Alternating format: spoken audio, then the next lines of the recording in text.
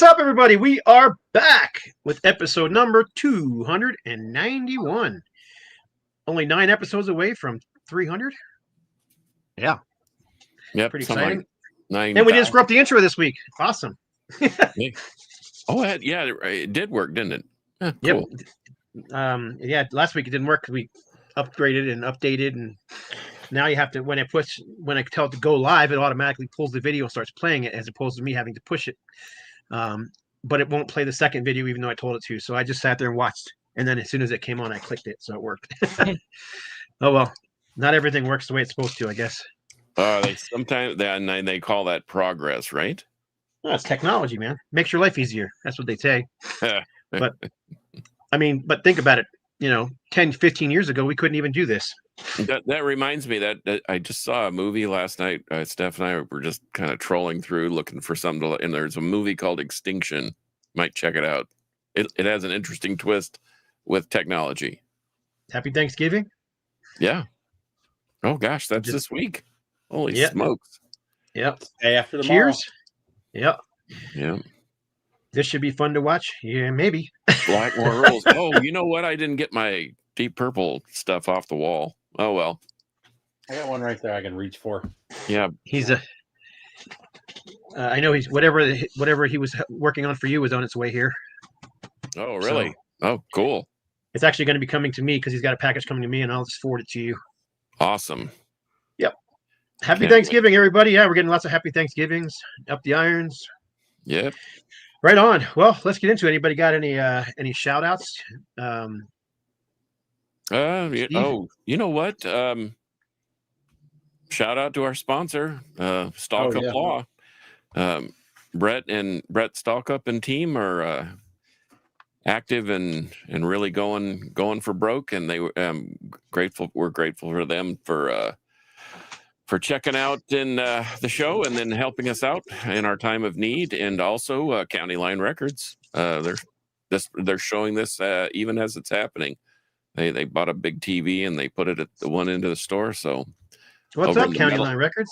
Over at the metal section. So I've only been there once, but loved it. Spent some money there. Wait till you go to the new one. That's 3,000 square feet of Vinyl Bliss and Licorice Pizza. I'm gonna tell you what, and those owners treated us like we were family, all of us, and not just Well, they didn't know me from Adam, but the mom and pop shop, and there you go. Right on. Well, I got a couple of things I want to show real quick that I want to talk about the Quiet Room. So this is the test pressing for the Quiet Room's Introspective, very much in the vein of Fates Warning and Queensryche, and I've always loved their 2 albums that they put out. They finally got put on vinyl, and the record plant screwed up the vinyl royally, but the record company didn't notice that the vinyl was screwed up royally until they sent out about 30 copies to people. And people started like, hey, the music on here is not Was it Steely Dan? Quiet Room. So the record plant made a huge error and put the wrong music on it. So the test pressing is correct. So what we approved was correct. What they pressed was wrong. So I would argue they put better music on it. You think?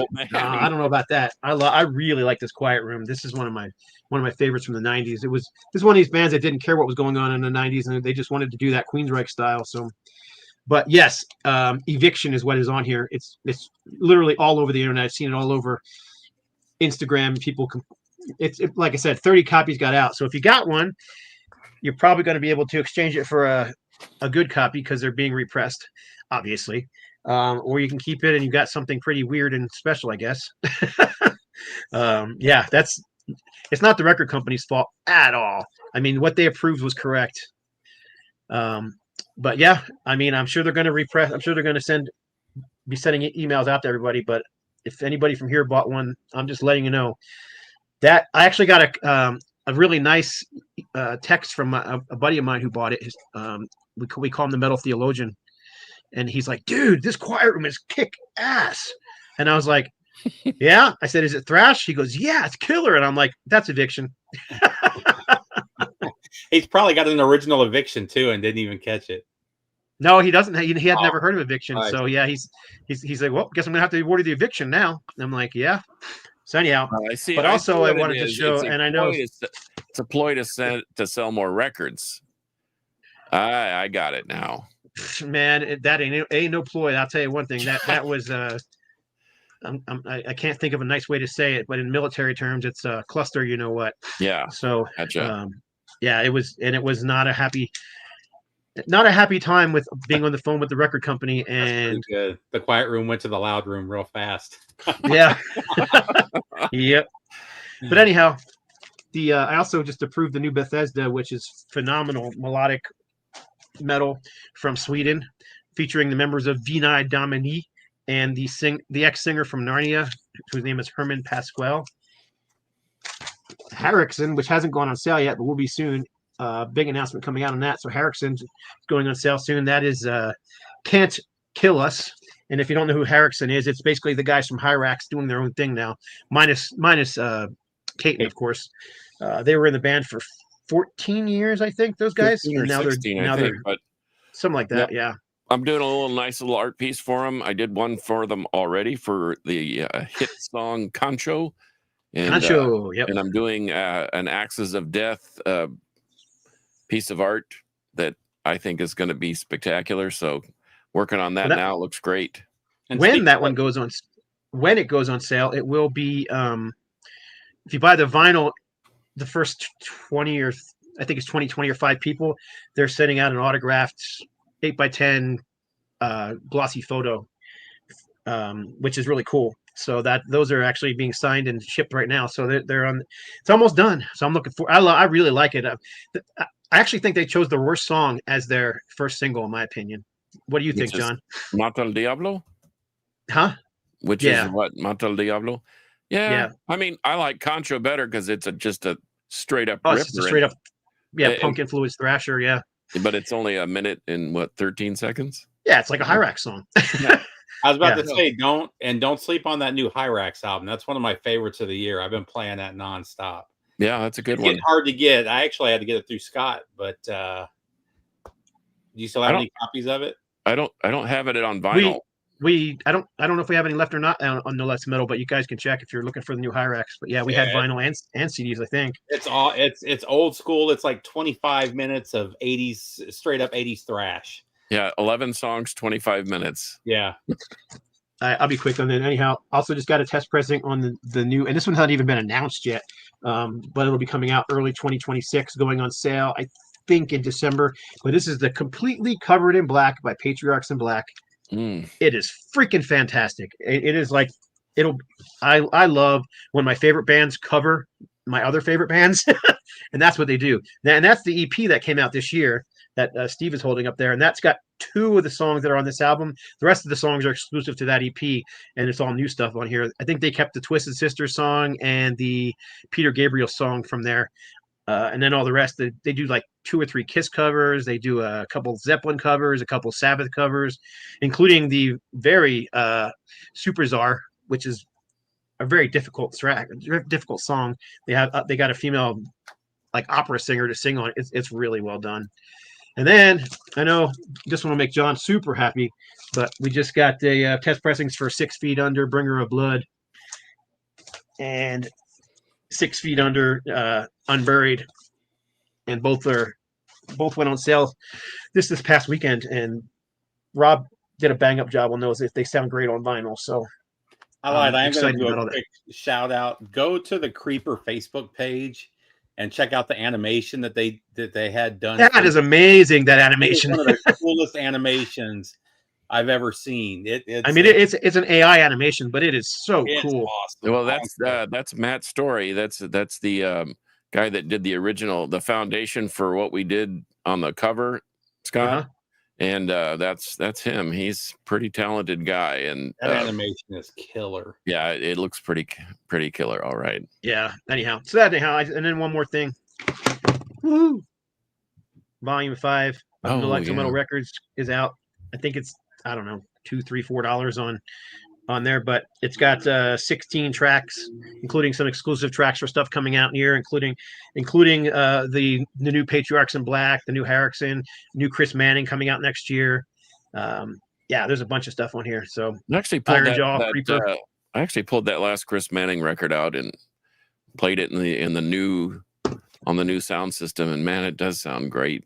I just think a great album. Have Rob master it. What's that? I think he needs to have Rob master it. Who? Chris. Yeah, that would be cool. He doesn't though. Anyhow, that's it for me. I'm sorry. I just wanted to show some people some of that stuff because a lot of that stuff is either on sale or going on sale. The 6 Feet Under stuff is on sale. I don't know if you like the first two 6 Feet Under. Bringer of Blood kind of returns to that old school death metal sound, which is a bit of groove going like those two albums. So I was kind of surprised how heavy that album was. The other album is Unburied, is actually like leftover tracks. It's a collection of tracks they recorded and that weren't put on any albums. So anyhow, that's it for me. I guess we need to do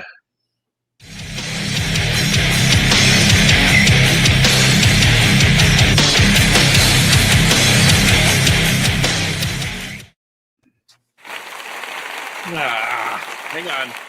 Production value.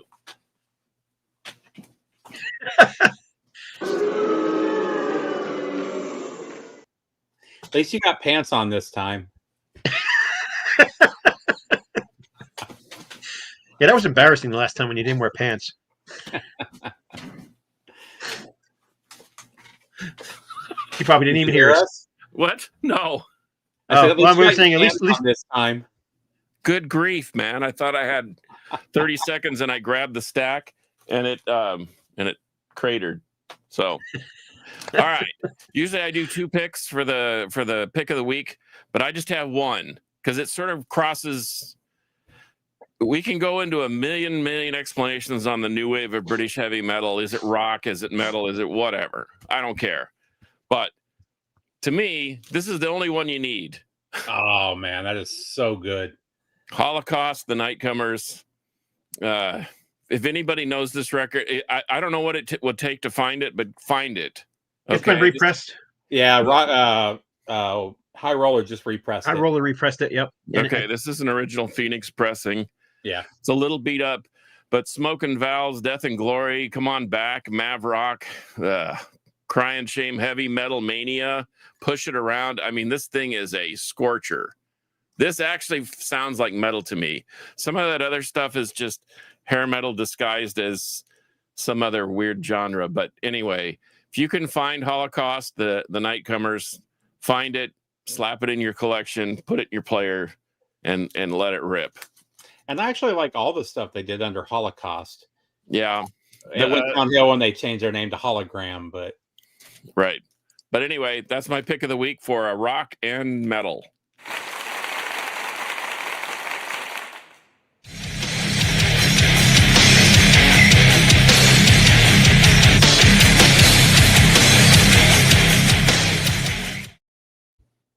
Okay, let's get into showing off some autographs. So the title says autographed vinyl CDs and band merch, but it sounds like we're going to be showing mostly just vinyl and maybe some CDs. So we'll do another episode down the road for merch because I got all kinds of merch too. I only pulled records as well. So yeah, let's get into it. Go ahead, Steve. We'll go first with you. I'll start with one that's share stories, whatever. One that's relatively recent. So I was in Brazil in 2016, I think. And when my wife and I were leaving, we ran into Accept in the airport in Curitiba, Brazil, which is it's actually a pretty big city. It's like 13 million people, but it's not one of the major cities in Brazil. And to run, and I would have walked right by him had it not been for Mark Tornillo and his little white goatee thing he's got going. Uh-huh. And so I took a picture. I should have pulled it down. I took a picture with him at the airport. And I always wanted to see him again so that I could get that signed. And they finally, they never come to Atlanta or they haven't come to Atlanta since 2016, since I saw that. So finally I drove to Nashville for one of their shows last year and I got the picture signed. And I got like 5 of the records, but that was on the Blind Rage tour when I saw him. So I pulled the Blind Rage that I had signed. And so this is a picture from the newest tour. What was the new album, Scott? Yeah. I don't know. Humanoid. Don't ask I think God. it's humanoid. Yeah, humanoid. That's it. Yeah. Yeah, so that's the picture from the humanoid. I did the meet and greet. It was like $50 to meet the band, and they would sign up to 5 things. So it was That's cool, cool. though. They hung out with us and talked to us for a while. It was a good time. I know you're next, John, but I'm just gonna pony off that one real quick, just because. Speaking of Mark and TT Quick, There you go. yeah, again, I went to see Accept at one of their early shows with Mark. It was one of the, when he first joined the band at it was in Hollywood at whatever the club was at the time. I can't remember, one of those big name clubs that all the hair bands came out of. And was that for Stalingrad or was that Flag of the Nations? I can't remember which one was. Blood of the Nations. Yeah, it was for Blood of the Nations. Yeah. So anyhow, so I went ahead and I brought my a couple Accept records to get signed, and I had all the Accept guys sign that one. And then as soon as Mark came, was there, I flipped it over and I'm like, here, sign this one.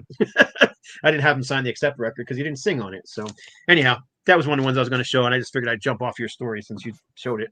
And let me tell you, if you guys haven't seen them recently, he's in his 70s and he still sounds as good as he did in 1985. It's amazing how he's kept his voice compared to a lot of the other screamers, and he hits those highs just like he used to. Yeah, well, he's young. He has a young. Yeah, I don't know what the word is. He looks young on stage. You know what I mean? He's got all the energy, and he's thin and fit, so that helps too. Well, some like Dee Snider, he's kind of the same way. He's 70 something, and he can still perform with the best of them. And then our buddy James Rivera, fangs and all, he's still doing the high notes and whatever. They're a little different, but and now that Halford got his hernia fixed and his back fixed, and I think he got a little more fit and sober, and man, he's still right there with them too. So there's some guys out there that either learn to take care of themselves after the fact, but I just did a Disturbing the Priest episode with bands that we think that should retire, and that when that comes out, I'll let you know, because that's it was a hot sport. I'm going to see 2 of them next year. Let me guess: Motley Crue and Five Finger Death Punch. No, definitely not. No, I'm going. I got tickets for AC/DC and Guns N' Roses. Ugh. Okay, yeah, that both of those were on a list, not mine, but anyway. Okay, so am I up? Yep. Yeah, you're up. Sorry, I just pulled vinyl. I have, and now that my room's all organized again, I just have things in a bin of stuff that's signed. So I'm gonna rip through a couple of these real fast, just because. And cool. one thing about autographs is I like to get the autograph myself. I don't like to buy an autograph off of the internet. I know some people do that. I don't. So only 2 of these that I will show today were gotten by somebody else, but there's a story behind the one of them. But my first one is a Both, and it's a gold signature right here, and the album is gold. And he's a real character. I don't know if you've ever been around him. He's hilarious. He's a really funny guy and very engaging and very nice. And I know that he's had some substance abuse problems, mostly alcohol, but he's got that worked out. And I thought he was a real funny, engaging guy. This is one of my prized possessions. This is Annihilator, Texas. Alex Dominguez, longtime friend, he signed that for me. Here's one that I know I wasn't around when this guy was hot. Louis Armstrong. I found this at an estate sale, and yes, sure enough, it's signed over here, and I had the signature verified, and sure enough, it's Louis Armstrong's. So I don't know. I threw that one out there. This is one of my favorite. They came to Dallas and did a recording. Dave Chastain and Leather Leone, both of which signed that one. And one more for this little group. Obviously, nice. DRI. And of course, there's only 2 original members, Spike Cassidy and Kurt Brecht, so that's who signed the record. And nice. But once again, I love to interact with the band and get them to, at least talk to them and get the story. But the Both thing was really funny because he was just, he's a nut. And even without the makeup, he's still a nut. You're up. Cool. I got a I don't know. I've got so much here. I don't even know what to show, but this is what I'm going to show first. So this is the very last Vengeance Rising studio album, obviously the CD version of it, signed by Roger Martinez and the drummer on the inside. When I've met him several times. He passed away this year. But as some people know, I actually ended up singing in this band for 2 years. So when I first went to out to California to start practicing with them it was just supposed to be a one-show deal when I sang for him. So I flew out there to do a week's worth of practices because none of those guys had played together before. They hadn't played together in years, is what I'm trying to say, the original members. So I learned all the songs, flew out there, and after the very first practice, I brought a bunch of crap. And I brought this original pressing of the very first pressing of Once Dead, their second album. And as you can see, it's signed on the top by all the members. And they're all like, dude, you're in the band. Why you want us to sign? I learned a really important lesson about autographs from Eric Carr because, I was a huge fan of this band. It was supposed to just be a one-off gig. And what Eric Carr said was, when he went to try out for Kiss, he brought a Kiss record with him. And afterwards he had, I guess it was Paul and Gene, he had him sign the record. And once again, they asked him why are you having us sign a record? You might be in the band. And he's like, I might not be in the band. And I might never see you guys again. So I'm going to get my record signed. So I took that. And so I do that now. I don't care. I'm not embarrassed to ask for an autograph. If it's an artist I like, why wouldn't you want him to sign it? It's no different than having a piece of art on your wall. You want the artist to sign it. So anyhow, I ended up getting this and several other things signed at the very first Vengeance practice, which we were called Vengeance right up until the day of the show. And then the day of the show, they changed it to Once Dead. And then the name of the recording for the DVD they recorded was called Return with a Vengeance. So anyhow, and I love this album too. And I think I sang almost every song on here. All right, good one. That's my first one. Jump again, Stevie. So I got this one, man. It's got to be at least a decade now. This is one of the earlier High Roller releases, and it's Strapato from Slaughter. And man, I looked everywhere for an original of this record. I couldn't find it. Discogs was still a newer thing at the time, and they just didn't have a lot of what I was looking for. So I found it on eBay for like $20 maybe, shipped from Canada. I didn't realize who I was buying it from, and it said his name. The name of his channel was his name, but I was actually buying it from Dave. The main guy behind the band, Dave Houston, and so he messaged me back, "Hey, do you want it signed?" I was like, "Why would I want it?" And then I realized who it was, and we started messaging back and forth. And he ended up sending me this for like $5 each. He also sent me this. He also sent me this, which I think this one is the Nocturnal Hell. So demos and EPs. He also sent me a couple 7-inches that were free on top of that were signed. And we had a little back and forth for a while there, but really cool guy. If you guys haven't checked out this Slaughter record, this is a 10-star record. It's just a ripper, dude. Awesome. Yeah. Good call. They're not bootlegs. If you're asking us, these were all officially released. They were small. It was all small batch stuff, but it was all officially released by Dave.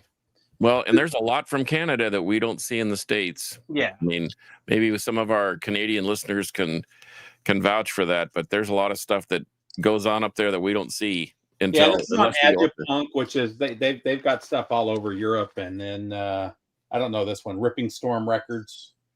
So, but you can find it. You can find all this stuff online now. At the time, it was harder to find though. I have a original pressing of that and a repressing. Unfortunately, the original pressing cracked. So cracked. Oof. That's not right good. in half. Wow. Yep. It was somebody contacted me like, "Hey, you want this record?" I'm like, "Yeah." And he's like, "It's in perfect shape," and he goes, "It's all yours." And so I said, "Yeah, I'll take it." And he shipped it to me, and the post office cracked it, and he had it very well packaged. They had to really rough it up because it was in a box with cardboard on either side and bubble wrap, and and they still managed to screw it up. Anyhow, you're up again. Well, I got in this little batch. They all have a little bit of little tiny stories, but I had Schmier and Mikey sign this. This is a promo copy of Mad Butcher, and I think Schmier hates every sound man in every venue, no matter where they are, because I watched him just tear into the sound people at this venue, and I thought, oh gosh, good luck to me getting it signed. But he was very cordial to the audience, so I got that signed. Exhumed is one of my favorite bands, and if you don't have this is a pick of the week too. This Anatomy is Destiny. You gotta, and the whole band signed it. I loved Enforcer at one point in time. This is when they were actually a speed metal band and not trying to sell commercial music with a bunch of chicks draped all over them. This is on Heavy Artillery, all signed by the original band members. Scott, well, both of you should be able to relate to this. This is Gamacide, and all the original members, and we have the unfortunate notice that the bass player is no longer with us. But anyway, I got this signed back in the 90s when I saw them by mistake. By the way, I didn't know anything about Gamacide because I was going to Rigor Mortis and saw them open for that. Havoc, I've become friends with them. Oh, I forgot to pull some Havoc. There you go. Done a t-shirt design for them. This is one of my favorite records from them. Your Time Is Up. And then Fraser Dawson, the Fraser Dawson 2913 should be able to relate to this. This is Hellstar, Remnants of War. Good one. Signed by the original band members at that time, and except for you can't really read it because it's signed with a magic marker, but it's James used to go by the moniker Bill Lionel. Yep. So it's signed by Bill Lionel on there, which is really kind of funny, and we'll have to have him on and explain how the whole Bill Lionel thing happened. But anyway, that's my That's staff. impressive. That's my Tip Fam says he has an original pressing of Bonded by Blood with Paul Bailoff on it. Dude, that's very cool. That's a find right there. So you're up, Scott. Yep. All right. I don't know. Like I said, I've got so much stuff here. I'll do this one next. I wasn't sure what to pull and what to show. I mean, much like you guys, I've played in bands and been involved for decades, so I've got so much crap signed. But I've met Uli Roth. Oh, yeah. Guitar player from Scorpions 3 times, I think. And each time I've seen him, I've had him sign stuff. But the second time I met him was in Anaheim, and we bought meet and greets for afterwards. And I had already, that was actually was the third time I met him. So, and then the first time hang on a second, I'm getting confused here. All right, anyhow, the third time I met him was in Anaheim, and I was just standing in line. We were kind of in the back of the line, and if you don't know Uli and he's just signing stuff, this is how he signs it. It's basically UJR, his initials. That's generally how he signs stuff. Unless he knows you, or you strike up a conversation with him, then he'll sign it like this. Ulrich John Roth. So anyhow, standing in line to get this stuff signed, everybody got a poster that we could get signed, and then you were allowed to take a few other things to get signed. And so he signed this one first, and as you can see, it's just got the UJR on it. And then I was like, hi Uli, nice to see you again, is what I said. And he stopped from the signing. He looked up at me and he goes, oh, and he shook my hand, and he's like, I remember you from and he told me exactly. Not only did he tell me exactly the 2 shows I was at that I met him from last time, he signed the poster and he wrote the cities and the years of those 3 shows that I saw him at without me telling him what shows I went to. The dude's got an incredible memory for a guy in his 70s. I was amazed. Super nice guy. I stood with him the second time I met him, or maybe the first. One of the 2 times I met him, I sat with him the entire time he was signing autographs. Didn't get to meet Michael Schenker because of it, because I was with Uli, but I didn't mind because I got to hang out with Uli for almost an hour and hear his stories. But anyhow, he wouldn't sign. It was funny because when I was watching him, he wouldn't sign the Scorpions album with the girl on the front of it, the Virgin Killer. Virgin Killer. Because a couple of people brought it up, and he was like, do you have anything else that I can sign for you? Because I really don't like signing those. I really hate that album cover.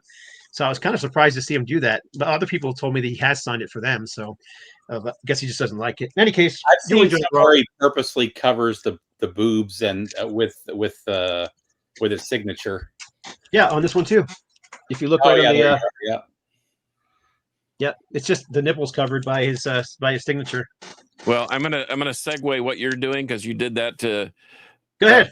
But I have one of those, and then the same. I saw this. I saw Uli John, Michael Schenker, Legs Diamond, Ronnie Montrose at the Sunken Gardens in San Antonio, Texas, and I know some of our listeners were there. And once again, Michael Schenker was kind of a douche, and we could only sign one thing at a time, so I had to go back around in the line and back around in the line, and of course, you see where he signed it, and then Uli was very, very accommodating, and he was basically sitting there reading a book. Nobody was over there getting an autograph from him, so I went over and engaged in a conversation with him, and I guess to your point, he thought I was a friend, so he, signed it completely. Uli John Roth. He would be the main guy I would want to sign it over. This is kind of my my mantra here is be nice and they'll give you the full signature. I have that one signed too, but it's on my wall, so I didn't feel like pulling it down. It's like high, so I would have to get a ladder to get it down. I was like, forget it. I'll show the other one. I don't even think most people even care or know about the Electric Sun stuff, but I love the Electric Sun stuff. Yeah, that's a great record, by the way. And people were put off by the symphonic nature of it, but come on, man. All that Vivaldi and whatever. Ask any of the guitar shredders who's the heaviest composer out there, and even in metal, and they'll say Vivaldi and the like. So anyway, I would have thought they would say Leslie West. Maybe. Well, he was. He was Tip Fan wins all aspects of life, including his music writing. Tip Fan wins. So I got a bunch of Scott signed stuff all over the place in here, so that doesn't count. He just gives that stuff away. So I've got a lot of Raven stuff signed. I see them every time they come to town. They come to town at least once a year. But I wanted to pull one that nobody ever talks about. This is kind of an underrated record, and this is kind of where they were getting back on track, in my opinion. But Extermination. Oh, that's a good one.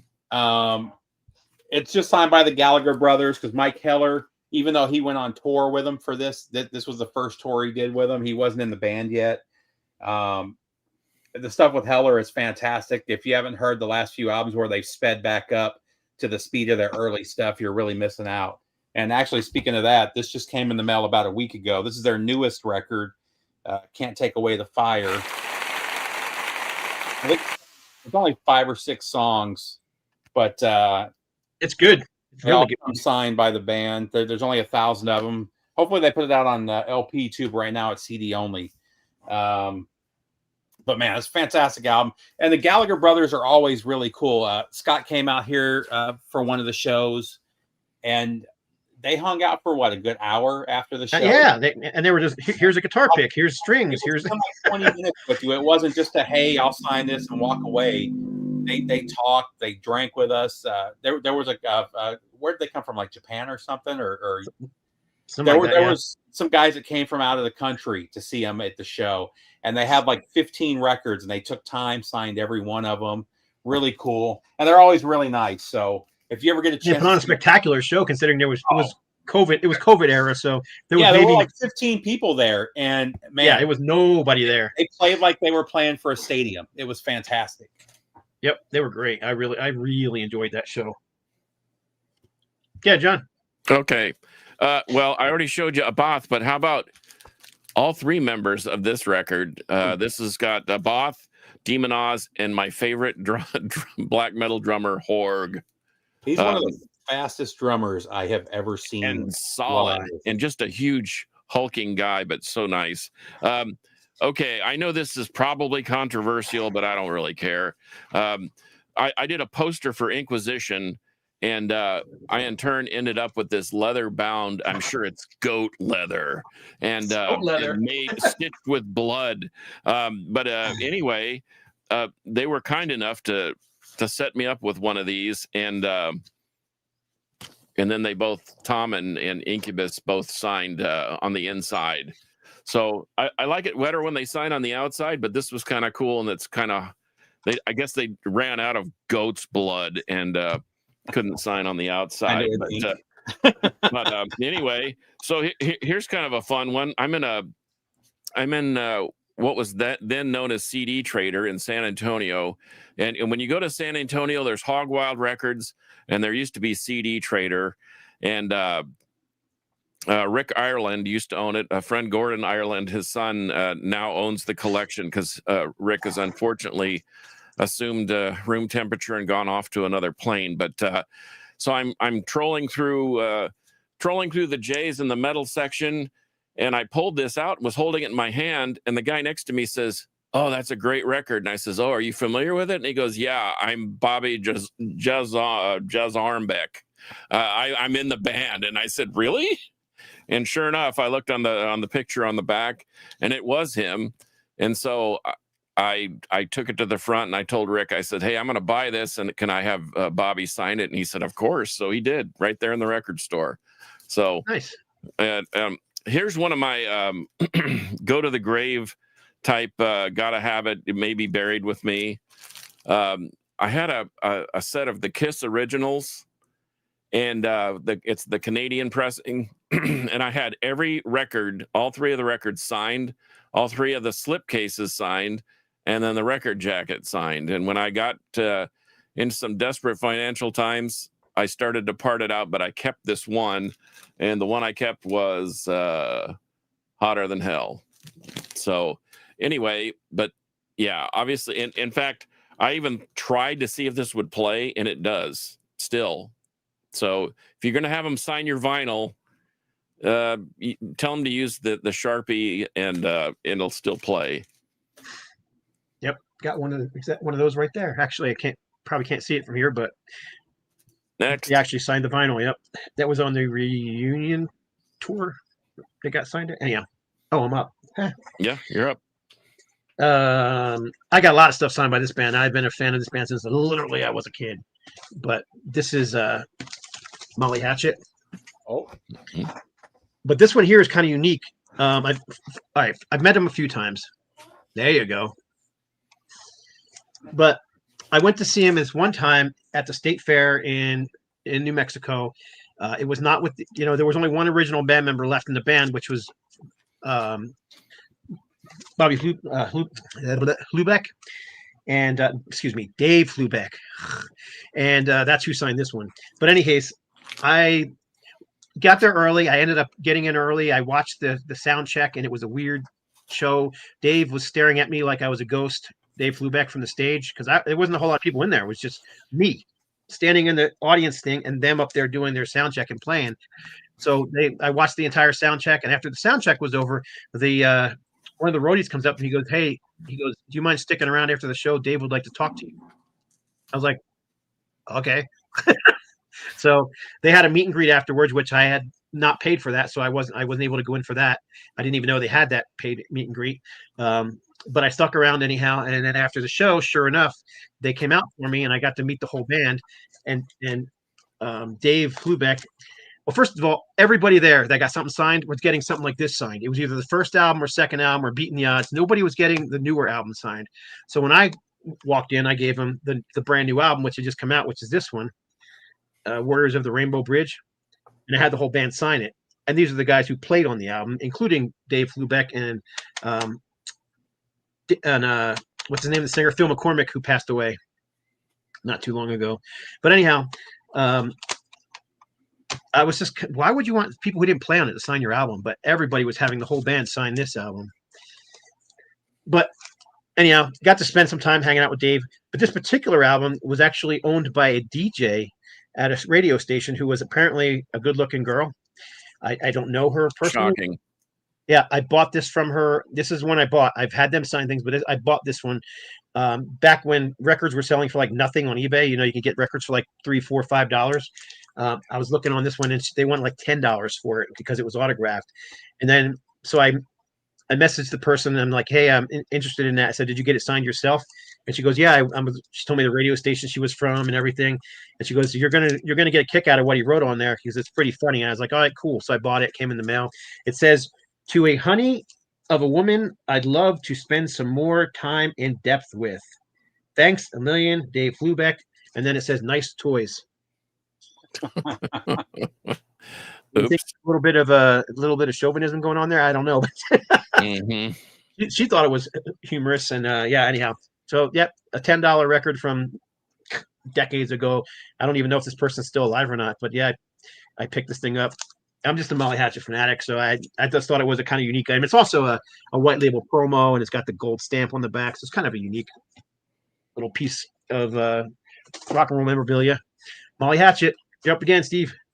Yeah, so the Molly Hatchet I have here is man, this is still the greatest album cover of all time. I don't care what anybody says.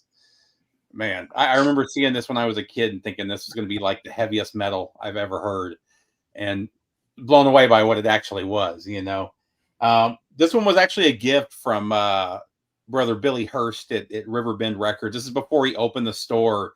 He was buying collections for it, and he bought this collection from a musician in Nashville. And he had all the Molly Hatchet records signed. Did he send you one, Scott? No. Okay. So he had like 5 of them. And he called me up. He's like, hey, I've got the first 5 Molly Hatchet records all signed. Which one do you want? And of course, I wanted the debut. Oh, really, I forgot. I do have a Motorhead album signed. I got to meet. I didn't even think about that. Yeah. So the other one, this was cool. So when Vinnie Vincent first came out of the shadows after disappearing for 20 years, he did his first appearance here at the Kiss Expo in Atlanta. It was an experience and a half. That dude is an absolute nut job. Every weird thing you hear about him is not weird enough to describe this guy. He was nice. He was personable. Don't get me wrong, but I got a bunch of stuff signed, and this was one of them. I actually had another Vinnie Vincent that was signed back in the 90s when he was doing some of the earlier Kiss Expos, and I ended up selling that to a friend who really wanted something, and I wanted to get something signed myself. So I got this, and then I got the first 2 Vinnie Vincent Invasions signed by him, and then the first one, Robert Fleischman was also at the expo, so the first one is actually signed by Robert Fleischman and by Vinnie Vincent, which is kind of cool. Because I don't think Robert Fleischman's out doing signing events and stuff, No, that's a rare bird right if there. You guys even know who Robert Fleischman is. he actually did a stint in Journey for a cup of tea. Yeah. Yeah. I was going to say, he was just a very non-metal choice for the first Vinnie Vincent Invasion album. Yeah. Can I piggyback on that one real quick? Yep, sure. I was driving home from practice one night, Ultimatum band practice, and usually I always play CDs, but on that particular night, I didn't have a CD in the player. So the radio came on, and it was the local rock station, and they were having a contest. And there's like the first person who calls and can tell us what band the members of Slaughter were in before they were called Slaughter, win free backstage passes to meet the band. So I ended up, obviously it was Vinnie Vincent Invasion. So I ended up getting to meet the guys in Slaughter, who are all really nice guys, by the way. And you can kind of see their signatures on there.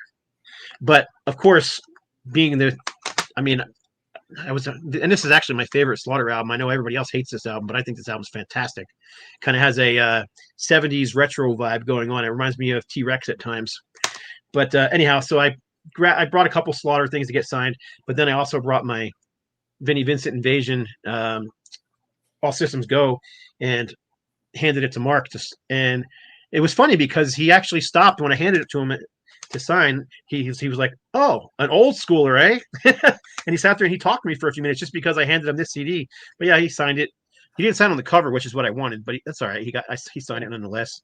Okay, and, I'm going to piggyback on that, Scott. My name is somewhere in the credit, is somewhere in the thank yous in that. In this one? Yeah. So look around in there, and I had actually done some. That's a concept. That front cover art is one of my concepts. Vinny wanted them all floating in space in front of the V, like they were like exiting out of, where the crook of the V or whatever. But anyway, the label nixed that and pulled it out, and that was the result. But I actually worked the shows that Vinnie Vincent did in Texas. And let me tell you something about Mark Slaughter. that dude can absolutely shred with the best of them. Oh yeah, he can shred like Reb Beach. He can shred like just name a that era of guitar shredder, and he basically, they came out as a 3-piece and did their own sound check. Vinny didn't show up until right before they were going to go on stage. But the interesting thing was Vinny had signed with Carvin amps, and they had a backline of empty Carvin amps. Not one of them was active. And they all had red LEDs, so it looked like they were on. And Vinny was playing through a Randall head with like an orange practice amp with a microphone on it. That was his rig. There's a lot of guys. There's a lot of famous musicians that play with Fender Blues, and they've got stacks behind them, but they got a little Fender Blues amp, or it's crazy. I remember when they were offloading, I thought, gosh, that's an awful lot. But you know what? Not one of them had any electronics in it. They were completely empty. But I'm telling you right now that what was most impressive, not about that dirty little secret about what Vinny was actually playing through, but the fact that Mark Slaughter absolutely just ripped on guitar, and he could play and he could sing at the same time. And I just thought, why do they need Vinny? Just call it Slaughter. I even mentioned to Bobby, who I'm friends with him, the drummer, who now is with Lita Ford, by the way. Shout out to him. And I said, why don't you just in 86 the weirdo and just become Slaughter? And he said, oh, you just never know. And Bobby was their first choice for drummer, but he had already moved on to other bigger and better things. And they had Blas Elias, another Houston drummer, rest in peace. But anyway, just kind of a funny story. But yeah, super engaging guys, really nice dudes. I've actually eaten barbecue at Dana Strum's house in Canoga Park, California. Funny story there too, but we won't get into it because I don't mean to steal your thunder. That's all right. Who's up? I don't even remember who's up. Was it Steve? Steve just finished. Okay, Ken, Steve, go again. Okay, yeah, that's fine. I don't care. This is a recent one. I might have shown this on here before, but Corner has been one of my favorite bands since like 91 when I first heard them. And I've always wanted to see them live. They never play the U.S. They hadn't played the U.S. in I think 30 years when I saw them earlier this year. And when they announced they were doing for $30 meet and greets, I grabbed all my records and paid the $30. And I was there an hour early to meet them. Really cool. Again, they were only like, they limited it to like 20 people per show, which is cool because they hang out with you for like 30 or 40 minutes, just shooting the shit. And, talk quite a bit about the new album that was coming out, which is one of my favorites of the year. But got a bunch of my Coroner stuff signed, and again, just one of my all-time favorites. This is really probably my favorite. I want to say this is the album when I got into them. Was this 91? Yeah.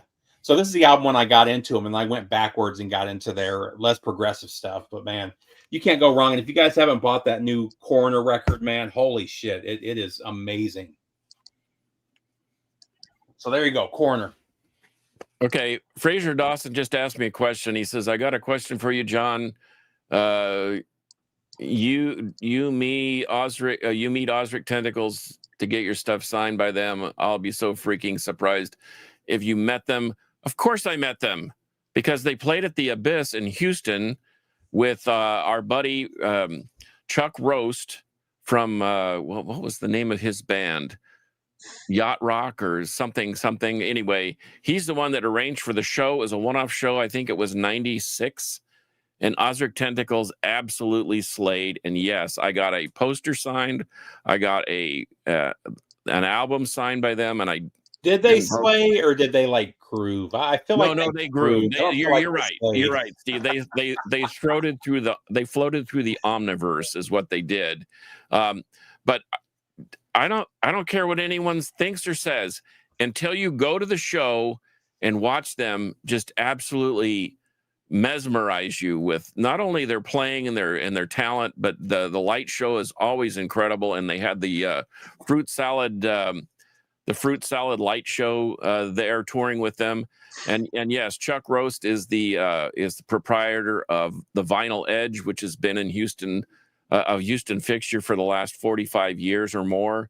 But anyway, yes, Frazier, I did meet them. I got stuff signed by them, and it was right about the time that I saw this band at the Axiom in Houston, Creator, and I had them sign Flag of Hate, and they barely spoke English, and I think this is so classic Mila. Der Tod der Welten, death to the world. Nice. And they were complete savages on stage. And I think I'm trying to think, Soothsayer from Canada was one of the bands, and man, they were so good. Scott, you and I have talked about this particular album and this particular artist, but Frank Marino is absolutely a buzz bomb guitarist, and always wanted to meet him. That's literally a bucket list. I always wanted to meet him. Yeah, I was so excited when he was going on tour last year, and then he canceled the tour because of health issues. Yeah, he plays Texas really often, and has all over. For all over his career, and so I was fortunate enough to get him to sign this. I was a driver for Napalm Death during one of the Summer Slaughter tours and got them to sign all my Napalm stuff. All super nice guys. Barney Greenway is just a real treat to be around. Here's one for you, Scott. How about this? Das Ted Nugent and Survival of the Fittest Live. That's a really great record. And then here's one we can all agree on. And nobody knows this band. Please go buy their stuff. Phantasm. This is Caton from Hyrax. Gene Hoglan did the drumming, and then a guy named Ron McGovney, who was the original bass player from Metallica. No, it wasn't Cliff Burton. It was Ron McGovney. So anyway, those are some cool. And in fact, I had Caton sign this at a really infamous show at Walters on Washington in Houston, and Frazier was there. Desablade was there. All the heavy hitters from H-Town were there. It was. People were literally swinging from the rafters. It was incredible. You're right on. I'm gonna just show some real fast and not give the long stories because we're running out of time.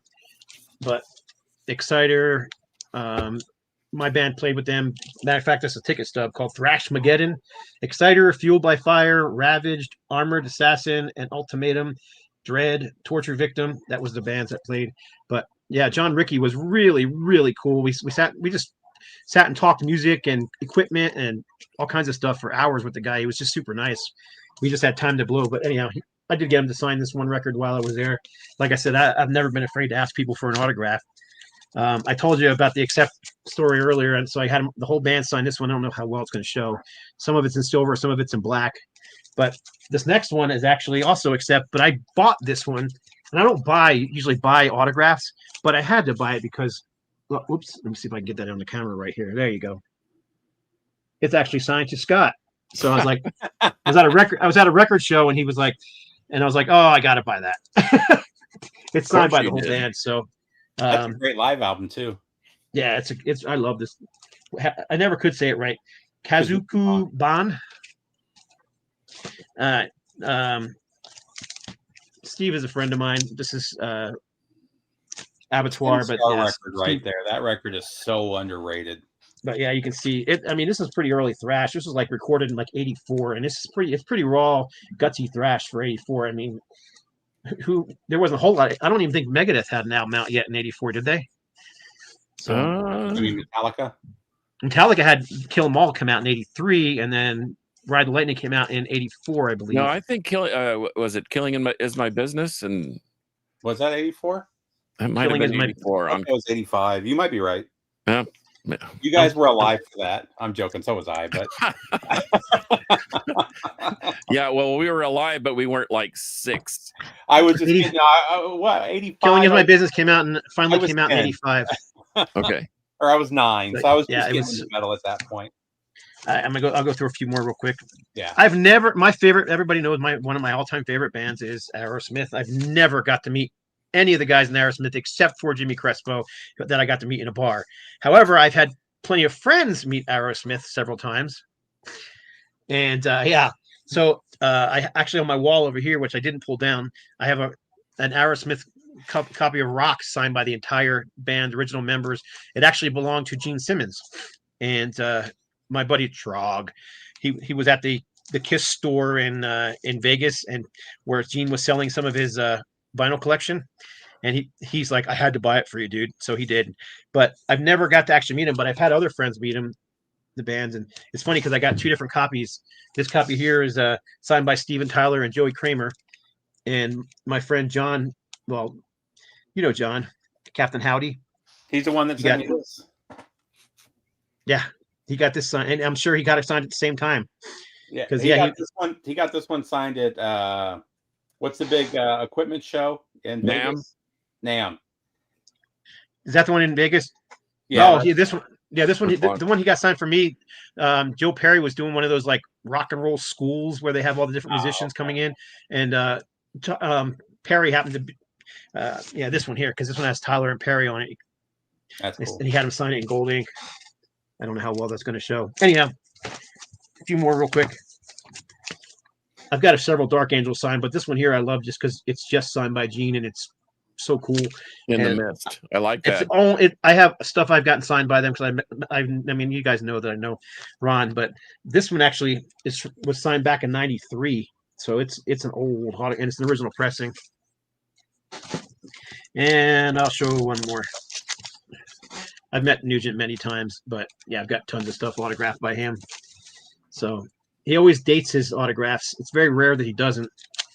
But anyhow, there's a few that are signed by him. He actually signed that one to me, which was kind of nice.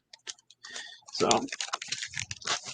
that's a nice quick pile of them. I could tell stories about how I got them signed, but we'll just move on. We're almost out of time.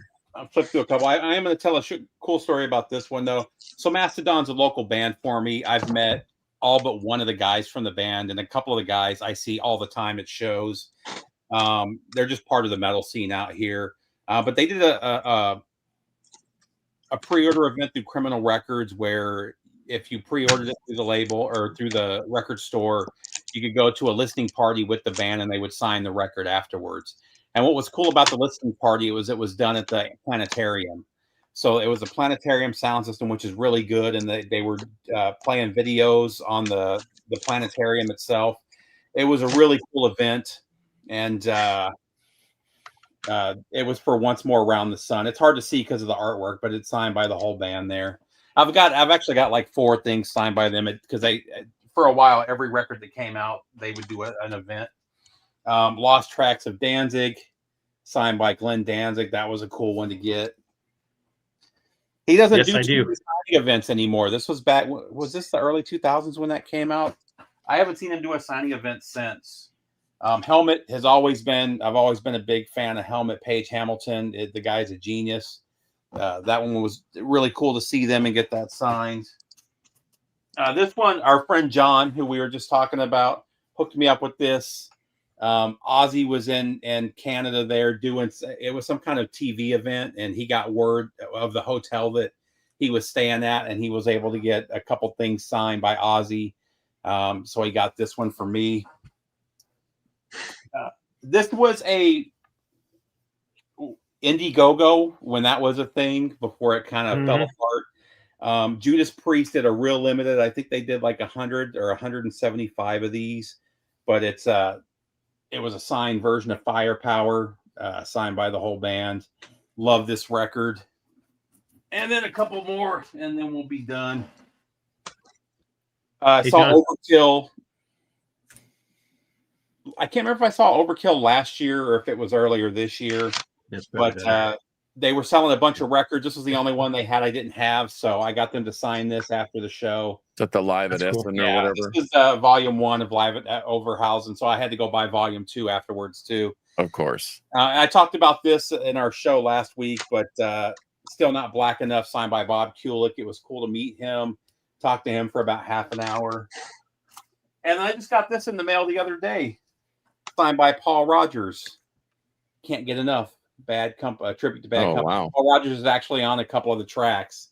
And Brand Daler. No, not Brand. I don't remember who else signed it, but it's Paul Rogers is the main guy. So, yeah, we need to do a part 2 because I got some more stories we could tell. Like I can tell you stories about met Overkill a couple times, and it's funny because I've got tons of stuff signed by Overkill, but every single one of them is missing the one guitar player who is.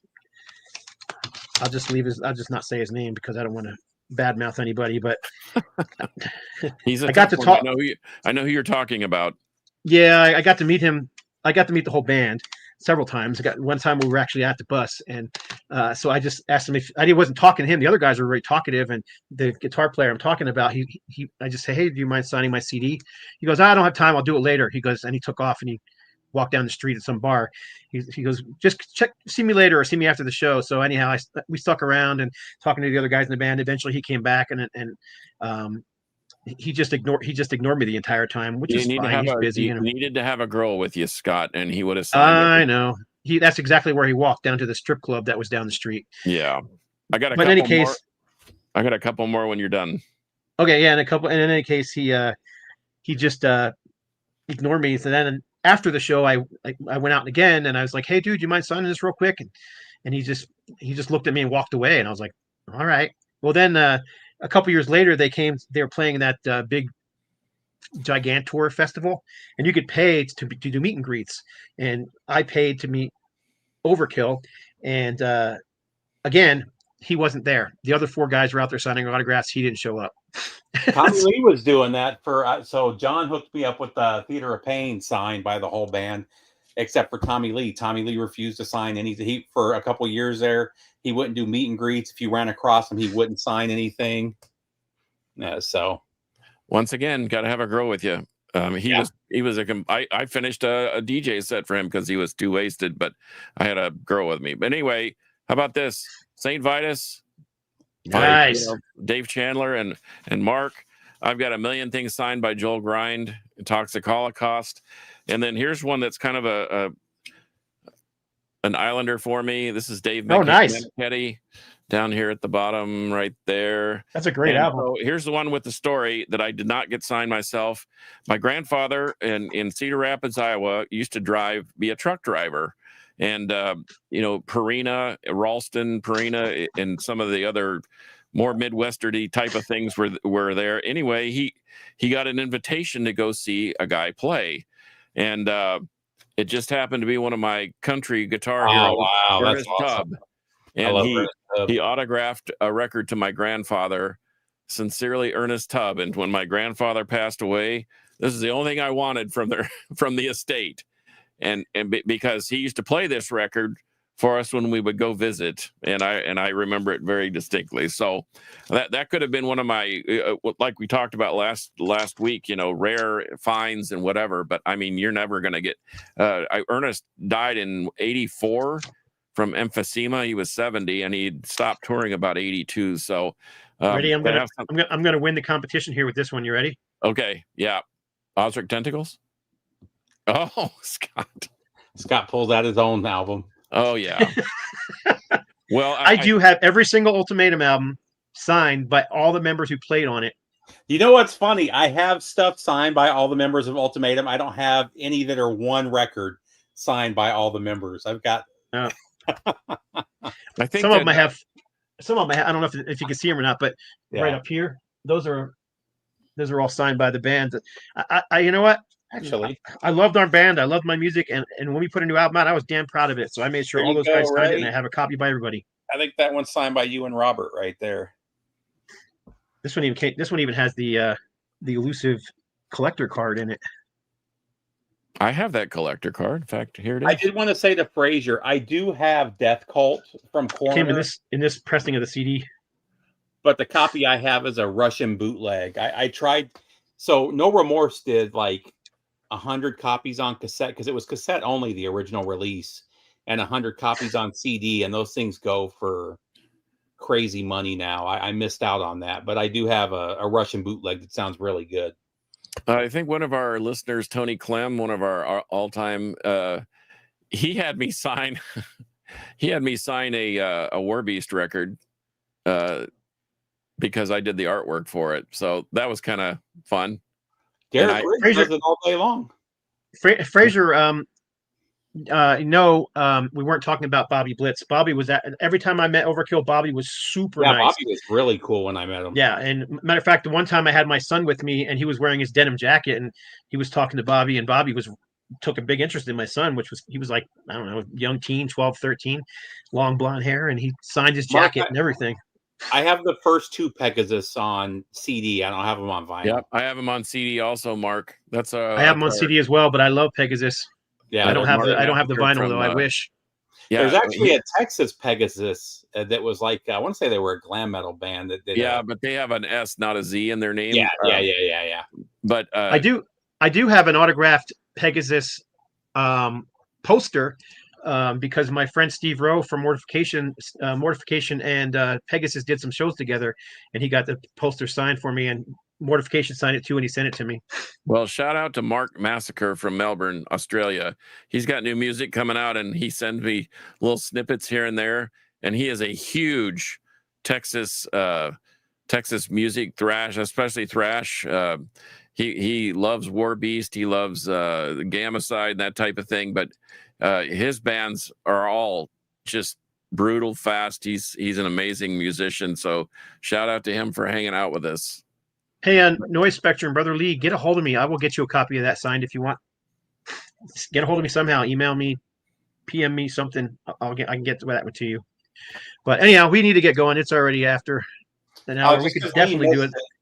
We did part 2 for sure. We did rep some Canada earlier before you came on. So yeah, we sure the did. Slaughter. That's just for you, Lee. Yeah, I think I've got some Razor stuff signed too. So I just couldn't. We could have been here talking for 3 days about this. Well, we'll do a part 2. We can. Like every subject, metal related.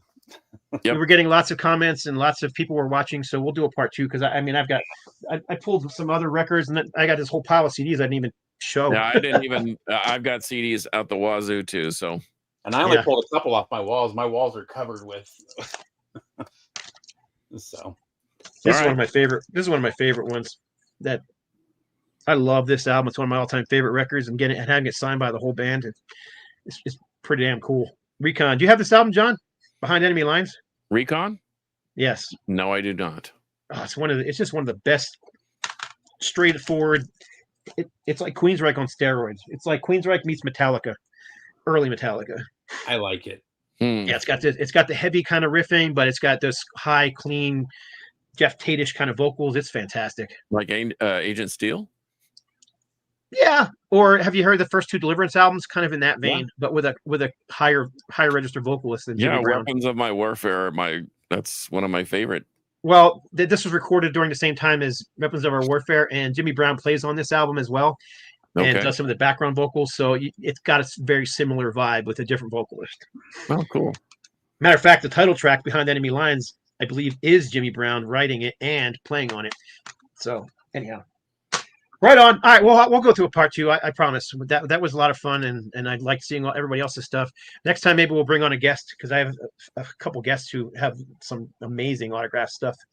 He's still around. He's not doing good health-wise, though. So Mortification's pretty much. Mortification is not around as a band anymore. Steve Rowe had a stroke. Yeah, he did their last record about 7 or 8 years ago was the last. Yeah, record? It was, and he's confined to a wheelchair and he can't play anymore, and he can't read anymore because he lost most of his vision. So yeah, he's still alive and he's doing okay from what I understand, but he's not in a condition where he can play music anymore, which is unfortunate. So anyhow, tried to keep up with all the. Yep.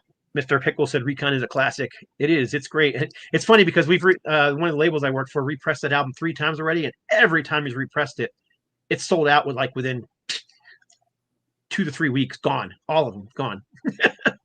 and they're gone again. I think he pressed it 3 times on vinyl already, and all of them are gone.